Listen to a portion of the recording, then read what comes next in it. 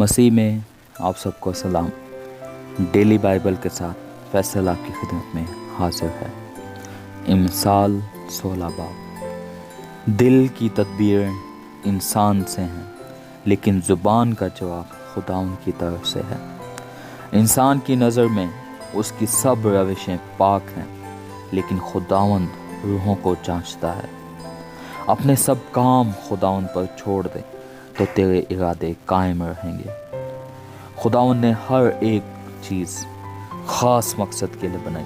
हाँ, शरीरों को भी उसने पूरे दिन के लिए बनाया।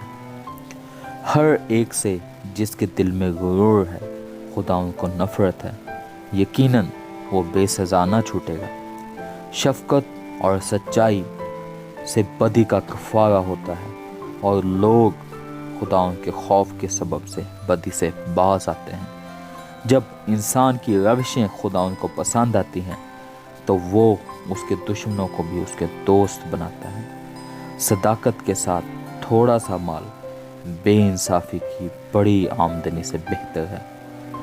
आदमी का दिल अपनी राह ठहराता है, पर खुदावंद उसके कदमों की रहनुमाई करता है। कलामे रब्बानी बादशाह के लबों से निकलता है, और उसका मुंह अदालत करने में खता नहीं करता। ठीक तराजू और पलड़े खुदावंद के हैं, थैली के सब पार्ट उसका काम है। शरारत करने से बादशाहों को नफरत है, क्योंकि तख्त की पायदारी सदाकत से है। सादिक लब बादशाहों की खुशनुदी हैं, और वो सच बोलने वालों को दोस्त रखते हैं। बादशाह का कहर मौत का कासिद है, पर दाना आदमी उसे ठंडा करता है। बादशाह के चेहरे के नूर में ज़िंदगी है, और उसकी नज़र इनायत आखिरी बरसात के बादल की मानंद है। हिकमत का हसूल सोने से बहुत बेहतर है, और फहम का हसूल चांदी से बहुत पसंदीदा है। रास्तकार आदमी की शाहराह ये है कि बदी से भागे, और अपनी राह का निगहबान अपनी जान की हिफाजत करता है। हलाकत से पहले तकब्बर, और जवाल से पहले खुदबीनी है। मिस्कीनों के साथ फ़रोतन बनना मुतकब्बिरों के साथ लूट का माल तकसीम करने से बेहतर है।